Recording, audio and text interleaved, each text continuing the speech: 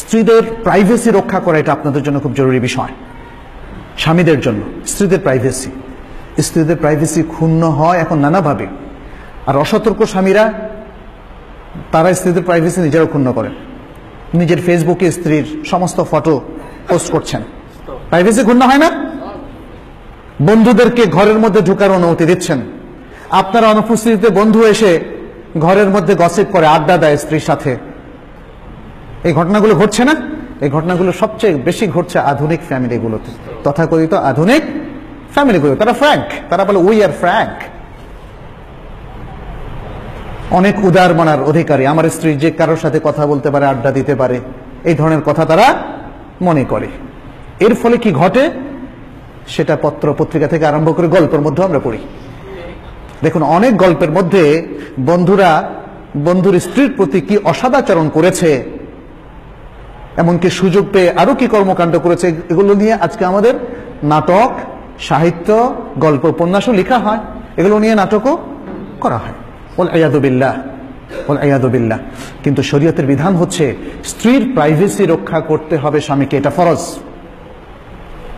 তাদের কোনো গোপন ফটো তো এমনি তোলা যাবে না, তুলে সেটা পোস্ট করা আরো অপরাধ।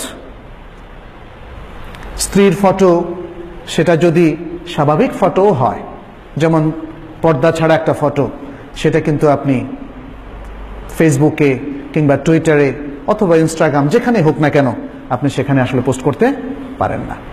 এটা শরীয়তের একটা বিধান। কারণ রাসূল সাল্লাল্লাহু আলাইহি ওয়াসাল্লাম একটা হাদিস আছে, ইন্না শাররান নাসি ইনদাল্লাহি মানজিলাতান ইয়াউমাল কিয়ামাহ আর-রাজুলু ইউফদি ইলাল মারআহ ওয়া তুফদি ইলাইহি থুম্মা ইয়ানশুরু সিররাহা, যে কিয়ামতের দিন পজিশনের দিক থেকে আল্লাহর কাছে সবচেয়ে নিকৃষ্ট ব্যক্তি হবে ওই ব্যক্তি যে তার স্ত্রীর সাথে মিলিত হয় আর দিনের বেলা সে সেটাকে প্রকাশ করে। এটা হচ্ছে একটা উদাহরণ।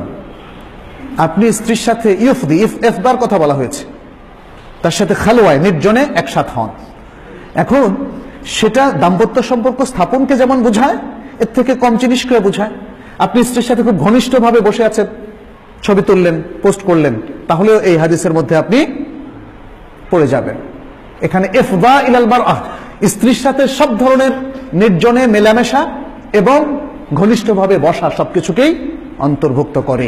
অতএব এই জিনিসগুলোকে পরবর্তীতে যে ব্যক্তি পাবলিকলি ওপেন করে, পাবলিকের কাছে, সাধারণ মানুষের কাছে প্রকাশ করে, কিয়ামতের দিন তার সবচেয়ে ভয়াবহ অবস্থান হবে আল্লাহর কাছে। এখানে সেটি তুলে ধরা হয়েছে।